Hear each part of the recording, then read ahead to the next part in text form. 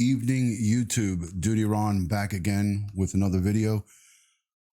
Tonight I'm going to talk about the arraignment of Michael Valva and his fiancée, Angelina Pollina, today in Suffolk County Court. We're going to get started in just a moment. I am a retired New York City police detective, and I am covering this horrific case of murder by the hands of Michael Valva, Thomas's father, and his stepmom. I don't even want to call her a stepmom. So I want to just go into this. I have very limited time tonight, so this is going to be a quick broadcast. So I want to just give you guys some updates on what to expect going forward. Thank you to all my channel members and everybody coming in. I'm not going to have time to make personal acknowledgments tonight because I have a lot to cover. So please, it's not something that I normally do. I usually do the acknowledgments, but I want to get through this so this way you guys know exactly what happened today. So if you don't mind, I will ask, please hit the subscribe button, hit the notification bell. It's somewhere down along the bottom of your screen. Hit the notification bell so this way, anytime I go live, you can get the notifications through YouTube. So thank you to everyone joining. And if you don't mind, share onto your social media. Today, arraignment in Suffolk County Superior Court. Supreme Court is the court that's going to handle this case due to the fact of the Class A1 felony murder second degree. Now, I know we all have our thoughts about how this should have gone down, murder first degree, and everybody is in agreement that these two should fry for the rest of their lives. But let me reassure you, for those of you who don't know the justice system, murder in the first degree and murder in the second degree, when convicted, are life sentences for the defendants. So I'm going to put your mind at ease. I know a lot of people don't agree with it or don't feel that that's right, but I know from being around the criminal justice system, if you're convicted of murder in the second degree, which is a Class A1 felony, the same felony that murder first degree is, murder first degree requires a couple of different circumstances, and I've gone over those in some of my in some of my posts on social media. You need some circumstances to be in place to get murder first degree. Murder of one or more, two or more human beings, murder of an elected official, a witness in a crime, a witness to a crime, or a witness in a case, and torture. Now, we feel that this case falls under that torture element, but the Suffolk County District Attorney, their attorneys, we're not, and they know the justice system a lot better than we do. And I trust that they will get a conviction of guilty on the murder second degree, and Michael Valva and Justina will get her vindication, where she will see the murderer of her son go behind bars and never see the light of day. So this will be for Thomas and Justina when Angela Pollina and Michael Valva go to prison for the rest of their lives. Again, I am a retired New York City police detective, and I've been around the court system quite a bit, so I know how this goes, and I'm focusing most of my attention now on getting justice for the family, justice for his surviving siblings, his mom, who you're going to see in a few minutes, sobbing on camera at the court today. So it is something that I got to tell you guys, it is difficult at best to see to see this woman speaking before the camera. So I'm going to let this go right now. I'm going to let you guys hear her pleas to the court. So I'm going to cue that up. But before I do that, I want you guys to hear the very initial reports from the Suffolk County Police Commissioner and the District Attorney about this crime. So for those of you who don't hear or don't know what happened outside of the country or outside of the state, I'm going to let you listen to just a little bit of day one. This is day one after the arrest. So I'll let you guys hear this real quick.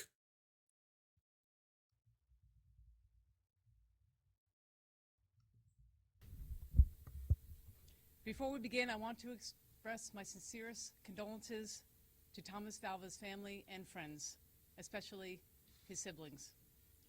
We are here to discuss the arrests of Michael Valva and Angela Pollina for the death of Michael's 8-year-old son, Thomas. The couple has been charged with murder in the second degree because they engaged in conduct which created a grave risk of death to this child. Thomas Valva was subjected to freezing temperatures in the home's unheated garage overnight when the outside temperature was 19 degrees. We first responded to 11 Bittersweet Lane in Center Moriches on January the 17th at 9:40 a.m. after Michael Valva reported that his son Thomas fell in the driveway while waiting for the school bus an hour earlier. Michael indicated that his son lost consciousness after the fall, but has remained unconscious. When the officers arrived, Michael Valva was performing CPR on his son in the basement. Thomas was transported to Long Island Community Hospital, where he was pronounced dead. At the time of his arrival at the hospital, Thomas's body temperature was 76 degrees. As with any unattended death, homicide detectives conducted an investigation which revealed inconsistencies in the timing and the nature of the child's injuries as reported by his father. We have determined Thomas was never in the driveway that morning, and he suffered head and facial injuries that were not consistent with the father's account. During the past week, homicide detectives conducted a round-the-clock investigation, which included the review of video and audio recordings captured on the family's home surveillance system, both inside and outside the house. The recordings show the pair was closely monitoring the activities and conversations of their 6 children, Michael's 3 sons, ages 6, 8, and 10. We're going to hear, in a short period of time, just listen to what the police commissioner is saying right now is going to come back into play with today's. This was the first or second day after they were arrested, and she's going to talk here about the monitoring devices inside the home, and it's going to come back full circle when the district attorney presents the charges to the judge in the arraignment. When the district attorney, we are all going to hear the district attorney talk about what she's saying here, and I'm going to let it go back now.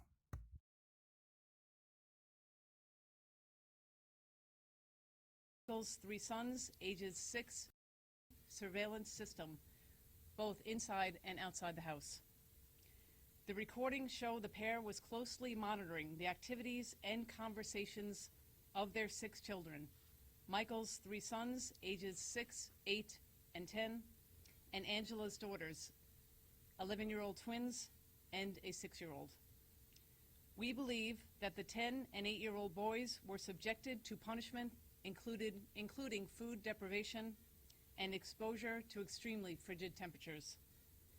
We are still investigating the extent of the abuse and if it extended to all the children.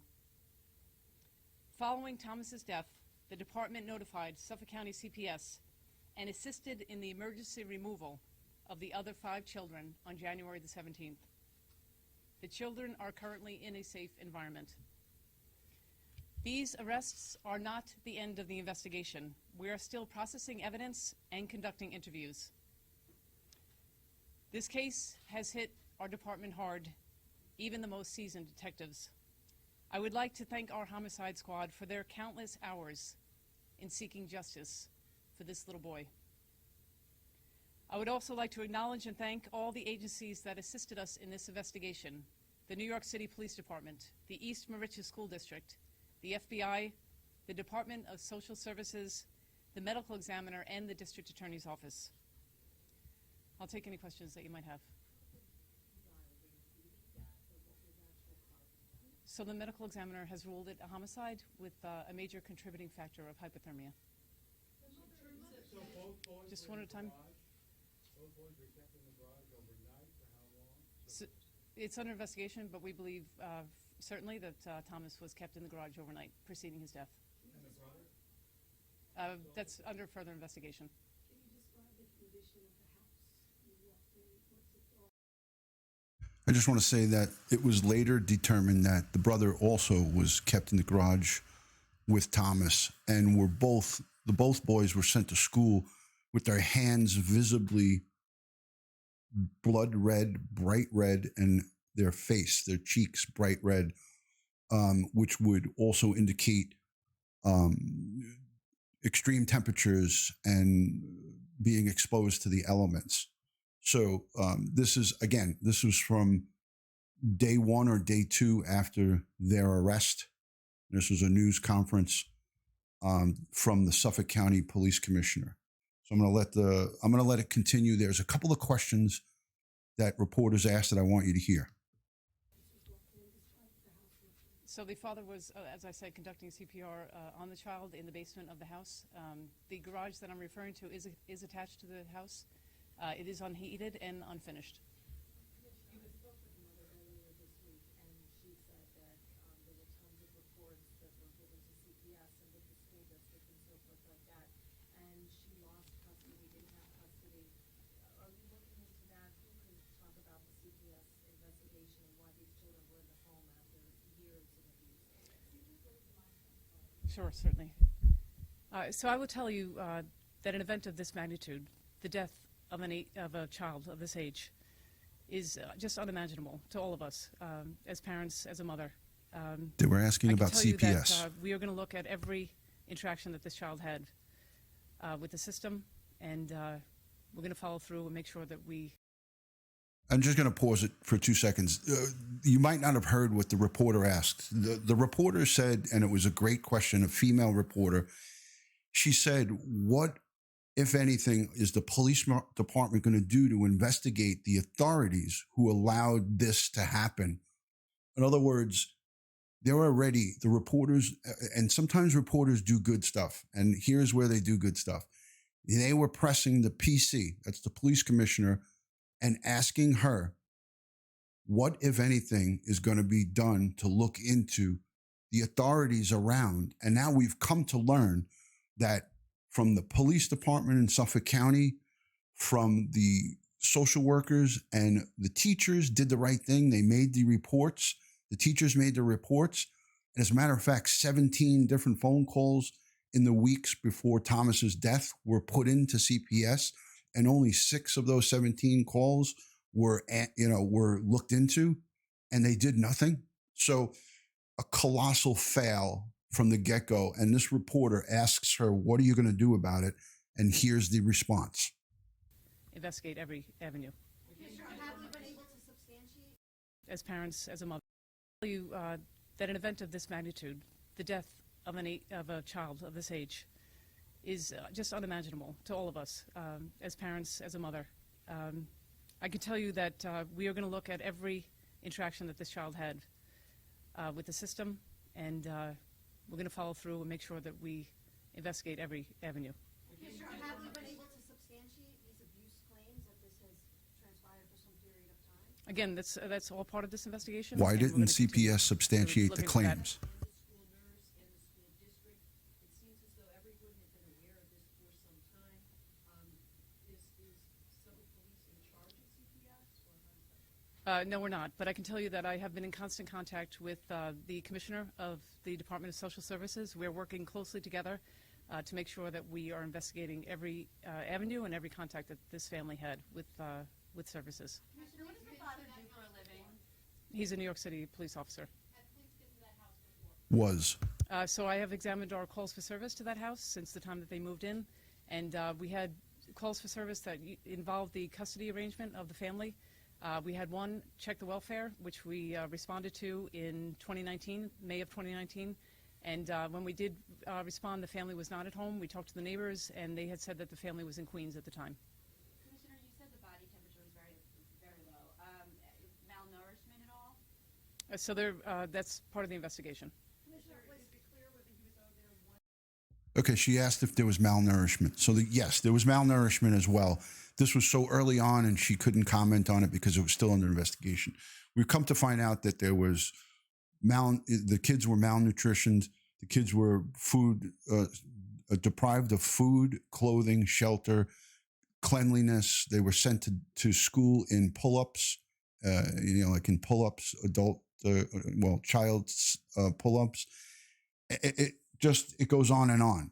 So again, I wanted to show you, this was from the very, very beginning. This is day one after the arrest. I wanted you guys to see this and hear, what the police commissioner was talking about, and to give you a basic synopsis of what happened. And now I'm going to fast forward it to today, and I'm going to ask anybody here who may have, issues with PTSD or anything of where you cannot watch somebody basically break down and lay it out on the line for her child. This is going to be Justina, the biological mom, at a press conference today outside of Suffolk County Court in Riverhead. Inside the court building, she gives a heartfelt, I think, 3 minutes speech. She's from Poland. And I want, you guys to understand that some of her English will be broken, and you'll have to really listen to this. But I listened to it a few times, and it was hard for me to get through it without shedding a tear. But she basically, in a nutshell, she basically calls out all of the CPS workers, all of the judges, and all of the people. And she says in no uncertain terms, you have the blood of my son on your hands. And she is 1,000% correct. She's 1,000% correct. And I give this woman all the credit in the world because she's so strong. I'm not sure if any one of us could get up there and do what she did today. So I'm very proud of her. And I'm very, very happy that she is not standing down. She is speaking and being vocal, that she gave all the information that needed to be presented to the proper authorities, and they dropped the ball. They dropped the ball, and that's being nice. So this is going to be tough. So let's watch this. Let me set this up. Okay, there's not going to be a dry eye in this place, I guarantee you. This is Justina Valva, and I hate to even use the name, but she's still using the name, but it's Zupka.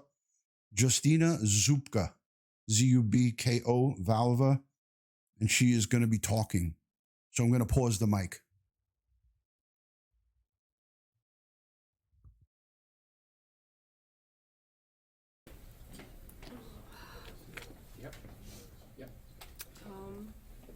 I just want to say it was so extremely difficult to sit in the courtroom, listen to obviously all the facts related to my son Thomas's death.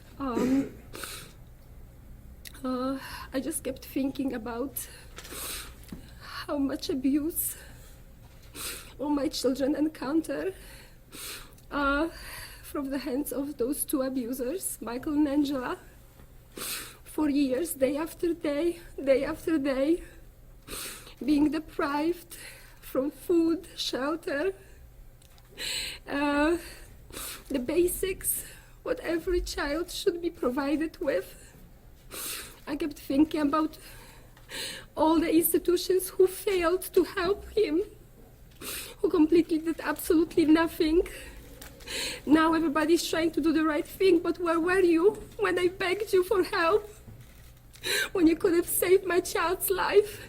I did file a complaint with Suffolk County District Attorney's Office. I did file a complaint with Nassau County District Attorney's Office, FBI, Suffolk County Police, Nassau County Police, Attorney General. Nobody helped my... This is a woman who's laying it out on the line here. This is the biological mom who is saying, for 2 years, since 2017, when Judge Zimmerman gave full custody to her husband, the ex-NYPD transit cop, she has gone on a crusade for 2 years telling them that her children are in danger and they're gonna get hurt. Hello, Linda from Canada. I'm not acknowledging the comments because I want to stay here on topic and I want to get this out. I only have a short period of time. So she's wearing a pin. The pin that you see up on her jacket is a picture of her son and the blue ribbon. So I'm going to let this continue. Amy Amor, thank you so much for coming in. Let me continue this. This is going to get worse. Children, there should be first-degree murder. I don't understand that there's a second-degree murder. They kept telling me that that's the highest they can go. No, you can go higher. You have to set up the standards. That case like that, all the children out there who are in similar situation, who are similarly abused, are gonna know that crime like that is punishable to the highest extent of the law, not to the second extent of the law. Thomas deserves much more than that. The justice needs to be served. Why all the people involved who knew about this enormous abuse, why they not in jail by now? Why they not being criminally charged? Dana McCabe, attorney for the children. Ethan Hartner, attorney for the children, knew about the abuse. Ethan Hartner is still on the case. Dana McCabe is still on the case. They still keep their jobs. What about the CPS case workers? Okay. So she's speaking fast, and what she's doing there is naming out all the names, Donna McCabe, all the CPS workers, that's the Child Protective Services. She's keeping track of it, and she is seeing that these people are still on the job. Her son is buried and dead. And she's saying, right here is what she's rattling off, in case you guys didn't hear, she's rattling off all the names. She's rattling off all the names of the people who failed her. And this takes a lot of guts, and this takes a lot of strength. And this is, I am standing 100% behind her here. God bless. Some people wouldn't even be able to get up there and talk. So I'm going to back it up so you could hear her say the names. Knew about the abuse. Ethan Hartner is still on the case. Dana McCabe is still on the case. They still keep their jobs. What about the CPS case workers? Michelle Clark, Jennifer Lance, Melissa Estrada, Jean Manteau, everybody involved from Suffolk County, Child Protective Services, all the case workers who were involved, they still keep their jobs. They're not criminally charged. I don't understand that. She called out everyone that she knows that was on these cases. She has case files and records inside her house. I've seen video of it. She has boxes and boxes of evidence because she documented everything that she did. And the judge even told her, take your zip drive and keep it. I'm not submitting it as evidence. And on that zip drive were those videos that we all saw on Twitter. They're still on Twitter, of the psychological and mental torture and the the alienation of the parent when he was said, mommy is bad, and made them repeat it. She had that on a thumb drive, and she wanted to give it to the judge in family court, and she said no. And we're all paying money from our taxes, and the case workers who are involved, they still keep their jobs. They're not criminally charged. I don't understand that. And we're all paying money from our taxes. Yes, karma justice. Yes, that's true. I'm going to go over that in a minute. Conduct all those criminal actions against the children. They all involved in murdering my child. All the judges, Judge Zimmerman, Lawrence, Bernard Cheng, they all should be in jail because you are a judge or you have a high power position. It doesn't mean you are above the law. My son stands. What happened to my son? is a clear evidence of enormous corruption that's happening in the system. We're talking about a web of corruption between police, DA's office, CPS, attorneys for the children, all those institutions, people involved have Thomas's blood on their hands. And my children were sexually. There she said it. All the people involved that failed to do their job have Thomas's blood on their hands. She's right.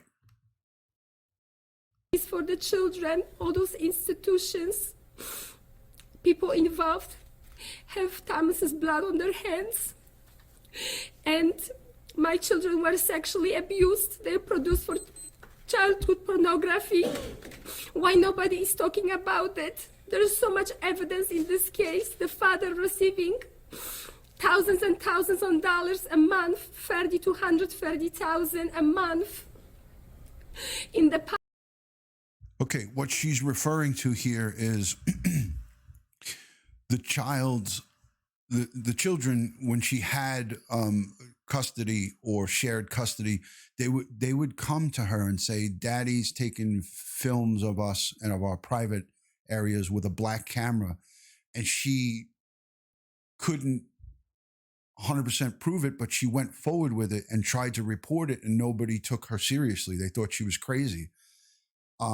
She was questioning why he was getting $30,000 and up to $130,000 in deposits in his Chase bank account. I saw the statements. She produced the statements, and she said basically she was tying the money and possibly the money, the big amounts of money, into some type of child pornography spin, and they just dismissed her. They just dismissed her. So this is new stuff that came out today at the arraignments. The arraignment, the prosecution put out all of their evidence for the most part to start the case off.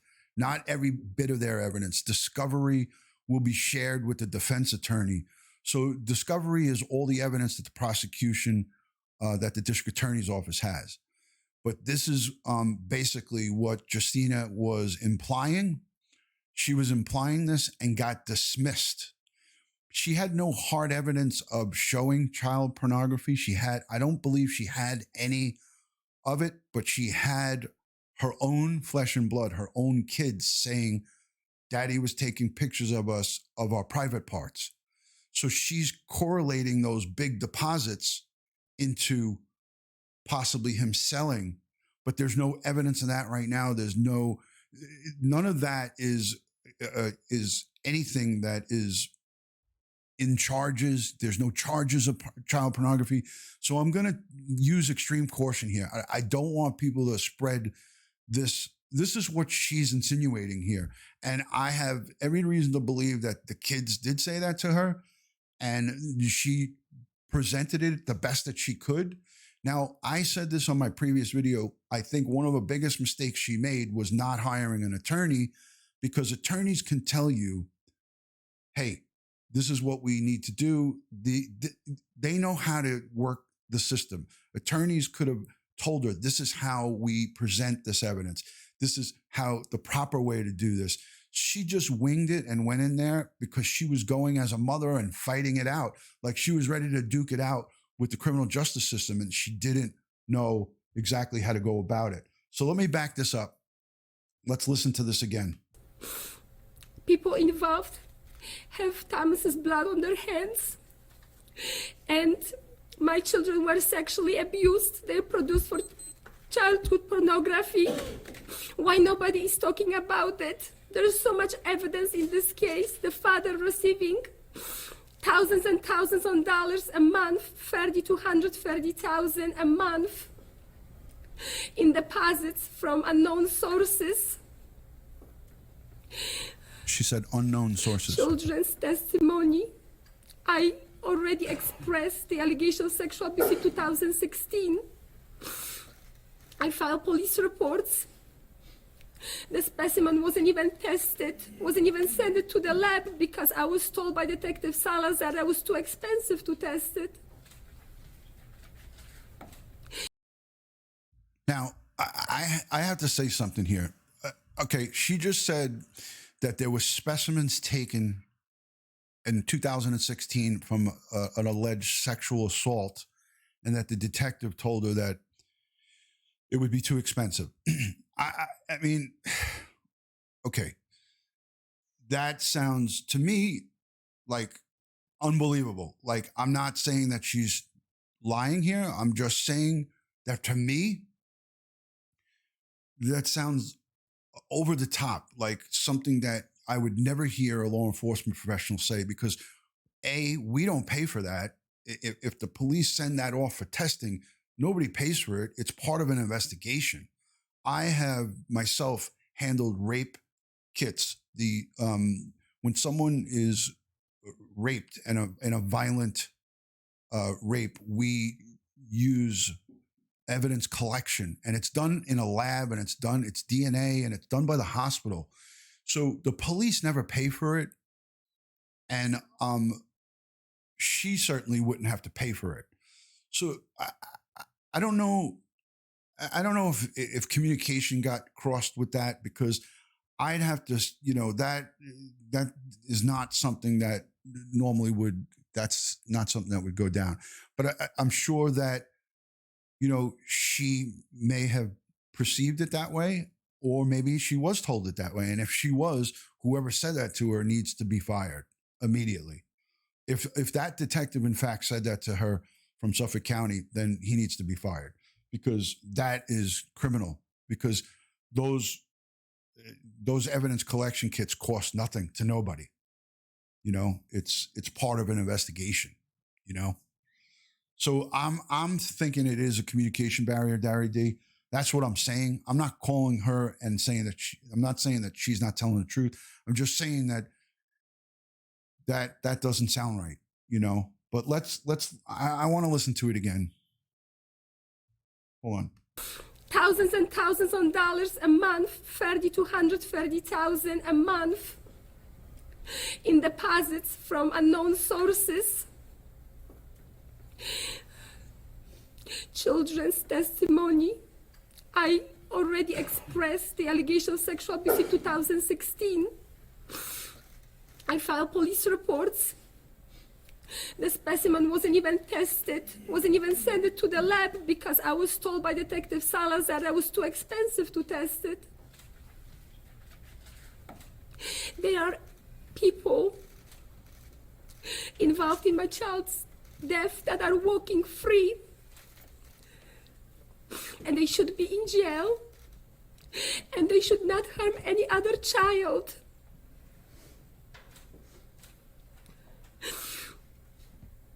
I stand here for Tommy because he deserves justice, and I hope that is gonna bring change. I hope there's gonna be either institution external to oversee all the actions that all those institutions are conducting, especially if it comes to the children. And I pray to God that changes are gonna happen soon, because the children, you see, this case is public, but there are kids out there that are dying every day, Candace, and nobody knows about it. it's not her. She's talking about her 8-year-old son. So pray to God that this is gonna bring changes very soon, because this corruption cannot continue any longer. We need to stay strong and oppose what happened to me, to my children, because as you know, the effects of this abuse are gonna stay with them for the rest of their lives, and nobody's gonna bring the time that I lost with my children. Nobody is gonna bring the time that they lost just to feel safe and happy.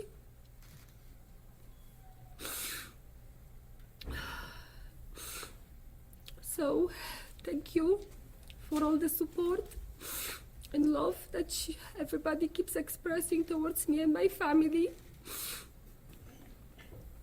And yesterday I was attending legislative meeting. Please, I know there were media out there, and I want you guys to listen, what those people were trying to tell the public. Unfortunately, CPS, after my appearance, left completely disregarding the message that was put it out there by victims of this corruptive system. In order to make changes, people have to be able to listen and look at every possible message that's out there. I was touched by some stories of the parents who were in similar situation that I was. I know Tommy was a fighter who always stand for the truth, and that's why he died for the truth. He is a hero. He was opposing the abuse. But how much could he handle? He was only 8 years old. I guarantee you, even an adult would not be able to handle that much abuse those children went through, as my children did. Just think about, as it was your own child, and do the right thing, and let's let the changes happen. Let's have people in all those offices and institutions who truly care about the children, who are stand for the truth, who oppose the corruption, who fight for children's lives.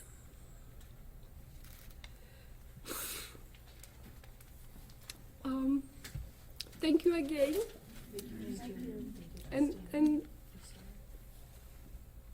please pray for my family. Thank you. Okay, that is unbelievable. What a brave, strong woman. And I'm telling you, I stand 1,000% with her. I stand 1,000% for change. First and foremost, as a police officer, as a retired police officer, all I ever did during my whole career is protect children and protect and serve. That's the oath that we take. That's what makes this so much amplified for me. This is not only a personal thing with being a parent and being a human being, it's being a law enforcement professional first responder. First responder, when you take that oath and you raise your hand to protect and serve, this little boy is one of those people that you are supposed to be protecting and serving. And the cops that responded to the house and just didn't follow up with it, it starts from the bottom with them and it goes right up the top to the the caseworkers from Child Protective Services. The teachers did what they could. Bless those women in the schools. They did everything that they could in their power, and the ball was just thrown aside, and she was dismissed. And thank you to everyone for those super chats. I know I missed one from Christina. Thank you to Sophia Howard and all those people giving super chats, completely unnecessary, but thank you for that. This woman is as strong as anybody I know. I don't think I know anybody else that would be able to get up there with that amount of strength and get her message across the way she did here in this press conference today. Don't forget, guys, she was in court, right? She was in court today and heard the district attorney tell about, I guess I'm going to have to play this for you guys. I'm going to play this. This is going to be even more difficult for you guys to hear this. So let me segue off of here for a second and say hello to everybody. Thank you so much for everyone putting positive messages in the chat. Prayer emojis are the best thing that we could do for Thomas. May he continue to rest in peace, for his siblings, for his two brothers who are surviving, for Justina, and for all victims of domestic violence and child abuse that are out there right now struggling. There's many, many more children out there across America that are struggling as we speak. And that is the tragedy of all of this. On top of a broken system. Now, I have one of my good friends' sister who is in family court in Nassau County and tried to have her children removed from her husband's custody, and she was dismissed too. and her husband is a violent person. And Nassau County, I got the story from her, from my friend just last week. And Nassau County they're not just doing this to Justina, they're doing this to many people. DutyRon family. They're doing it to many people. Thank you for becoming a member. Thank you so much for the membership. Snow remover, thank you. All right, let me set this up for you guys. Give me 2 seconds. And thank you to the moderators tonight for being patient and hanging out with us. Thank you. Let me just see if this is it. Nope, that's not it. 2 seconds, guys.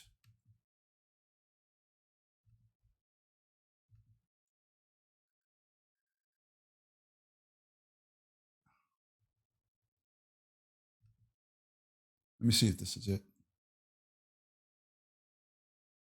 Okay, I'm going to let you listen to this, and I'm not playing all 9 minutes of this. This is not inside the court. I want you guys to hear, and I know this is going to anger some people, but I want you to hear what the defense attorney for Michael Valva has to say. And we're not going to listen to all 9 minutes of his hogwash, but I want you to hear what this guy has to say. And he was appointed an 18B attorney. An 18B attorney. And what that means is it's legal aid. Makeup officer, thank you for stand against child abuse.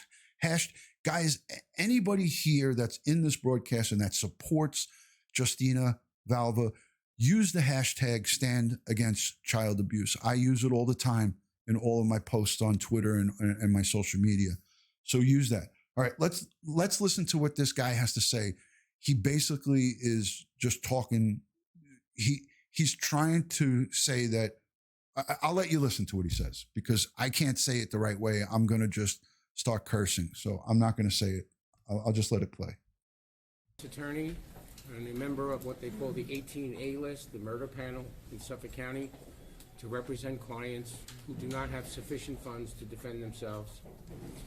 Today I was appointed to represent Michael Valva in a murder case here in Suffolk County. You've all heard. Today I was appointed to represent Michael Valva in a murder case here in Suffolk County. You've all heard the district attorney give their narrative of the facts and circumstances that led to this arrest. And before I take any questions, I just want to point out that cases like this, with the horrific allegations that are made, test the fabric of our judicial system. The public's passion is understandable, and I recognize it. As a human being, just listening to what I just heard, there is an emotional response. However, the cry for vengeance eventually must succumb to the pursuit of justice. A defense attorney in this kind of situation has to be courageous to undertake a representation like this. But the job is to defend the integrity of the system, to make sure it functions in cases where it's very easy and the temptation large to bend the rules in order to see a unjustified or conviction at any cost. I've often... All right, that's enough of that bullcrap. He's basically saying, I'm taking on this case just to make sure that the justice system is on the up and up. Well, guess what? There's an overwhelming amount of evidence that this lawyer right here, this lawyer right here is going to receive something called discovery. And the prosecution is going to have to give discovery to him. And he's going to look through all of the discovery, which is all the evidence, and he's going to go back to Michael Valva and say, guess what? You are effed without a paddle. You're up Schitt's Creek without a paddle, because they have a mound of evidence against him that you're going to hear next, and then I'm going to close. I'm going to let you hear, or I will read to you the evidence that they have and what transpired between Michael Valva and Angela Pollina. And when you hear Angela Pollina and Michael Valva's text messages back and forth while baby Thomas is suffering and dying, and he wasn't home, whether he was at work or where he was, I don't know, but he wasn't home, and she was sending him text messages, and they were joking about him falling on his face because his legs gave out from hypothermia in the garage. And I can't even say it without getting upset. The two of them back and forth were calling this kid very mean words and making jokes about it. You guys are going to hear this, and it's going to really, this is going to really take it to another level. So let me set that up. It's getting me upset just thinking about it. I listened to it right before this, and it's disturbing. So let me set this up for you.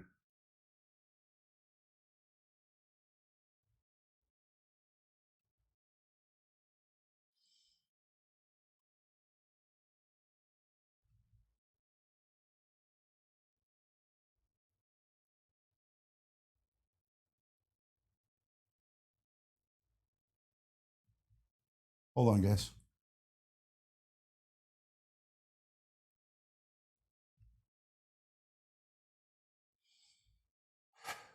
Okay.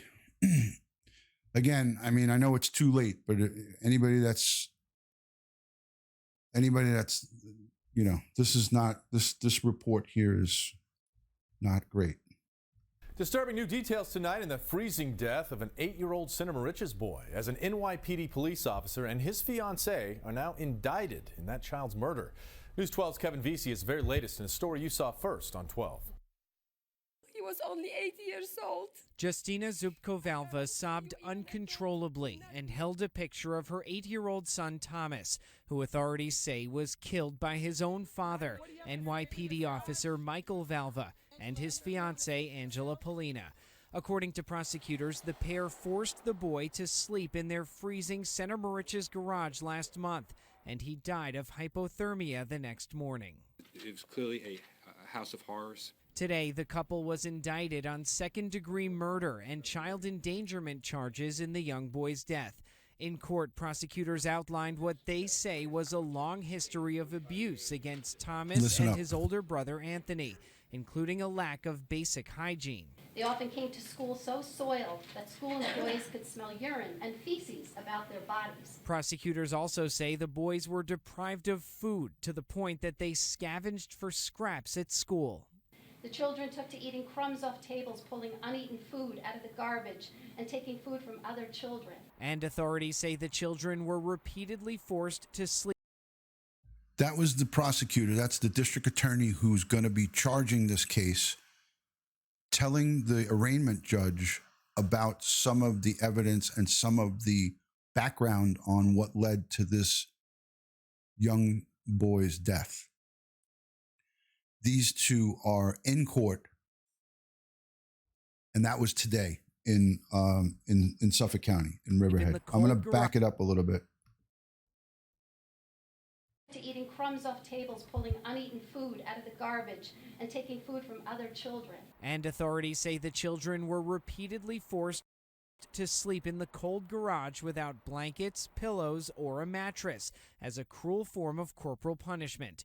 Authorities tell us it all happened under the watch of the family's surveillance cameras. And on the day Thomas was killed, prosecutors say Valva could be heard on tape callously mocking his dying son. This defendant said, "This stupid son of a fell headfirst into the concrete twice." And as part of their investigation, prosecutors say they're putting together a complete... So we just heard the prosecutor say that on their Nest camera, they had a Nest inside in-home video camera. He called him a stupid effing, I'm not even going to say it. He said he fell 2 times into the concrete with his head. And that's why he had those injuries, because he couldn't stand up due to being out in the cold in the garage. It was 19 degrees.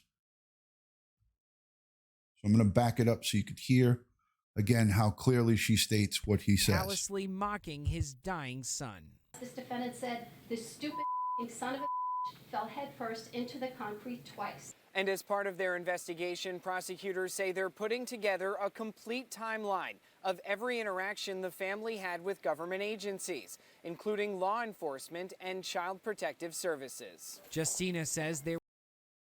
Okay, so I don't know if you guys picked up on that, and I'm sorry that anyone's getting upset, and I gave you fair warning here. This is a difficult case at best for anybody. This is one of the most difficult and evil cases that I've ever covered on YouTube and ever in my police career. And I've had a couple of real bad ones. But the prosecutor's office said that they are going to go over a timeline of every interaction that Justina had with every agency and go through it. So I have a good feeling that a lot of things are going to happen, a lot of things are going to change, but it's going to take some time, and we're going to have to be patient about it. So I feel that that's a good sign that I heard that. I'm going to go back so we could hear that. A complete timeline of every nation. Prosecutors say they're putting together a First into the concrete twice. And as part of their investigation, prosecutors say they're putting together a complete timeline of every interaction the family had with government agencies, including law enforcement and child protective services. Perfect. Justina says there were years of complaints, but they all fell on deaf ears. Where were you when I begged you for help? When you could have saved my child's life? Well, both Valva and Pollina pleaded not guilty. Family had with government agencies, including law enforcement and child protective services. Justina says there were years. Where were you when I begged you for help? When you could have. Terrible, terrible, folks. All right. So, for those of you who watch the replay, those of you who are questioning what happens next, okay, these two will remain in, they'll remain in jail. They're going to be in prison. Felons go to prison, okay? So they're going to be in prison, not jail, not a local jail. They're going to be in a prison. They are going to await jury selection and a trial, which could take upwards to a month to 2 months to be put on. Discovery is going to be shared with the defense attorneys, and the discovery is going to knock this case right out of the ballpark. And the attorneys are going to go back to both defendants and say, hey, you are fucked. And I hope that this is going to be a trial that is quick and that's not going to be painful, which we know it will be to Justina, because she's going to be every day at the trial. I'm going to go to opening statements by the prosecution and the defense. So I will be there for opening statements and the prosecution and the defense. I want to hear what both sides have to say. I did that when I went over to Karina Vetrano's trial. As you guys know, I went to the Queens Courthouse and I sat in the front row at Queens Supreme Court, and I heard opening statements. I saw the full first day of the trial for this murder that took place in Queens. And it was for me, it gave me a better understanding of what kind of evidence they had in the case. Because in the first day, quite a bit happens. Quite a few things happen in the first day. So I'm going to do that, and I will bring live updates after. Obviously, I can't go and I won't take pictures in the courtroom. I want to respect the family, and I don't want this to turn into obviously a circus or anything like that. So with much respect, and you guys know how I do things, from a law enforcement standpoint, I'm going to give you guys updates on what's going on during the course of this trial. So if you're not subscribed, right there, it's all one word, DutyRon, DutyRon. Follow me on Facebook, Twitter, Instagram, and all of my groups that I have on Facebook. I have a DutyRon crime and chat group where we'll continue the conversation about this. I have a DutyRon YouTube video share group. And thank you to all my moderators, all of my channel members, and all of my friends who follow me here on YouTube in a respectful manner. Leave me comments and leave comments of respect down below for Justina. I'm following this criminal case, and I'm not going to be speaking about speculation on all of the other things, because we will get to the tearing down of the criminal justice system and all who have failed her in the past. But I want to tackle one thing at a time. And what I think is most important right now is that we see these two animals, these two monsters, these two savages who brutally murdered an 8-year-old boy. And this is over a 2-year period. So we're looking at a 6-year-old. It started when he was 6 up until his death of 8. So they systematically brutalized this kid for 2 years. And that's why the mom, Justina, said he withstood more than what any adult could ever withstand. And that's what she was saying there. I don't know if everybody caught on to that, but Justina was saying, my son, Tommy, is so strong that he withstood the torture and punishment that most adults wouldn't be able to handle. And she's right. So prayers to Justina, strength, positive vibes to the surviving 2 brothers, and may Thomas rest in peace.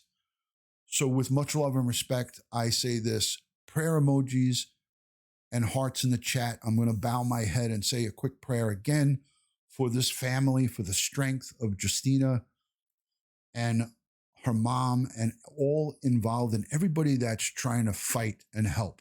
So I'm just going to say a quick prayer to myself while the prayer emojis go in the chat for Justina.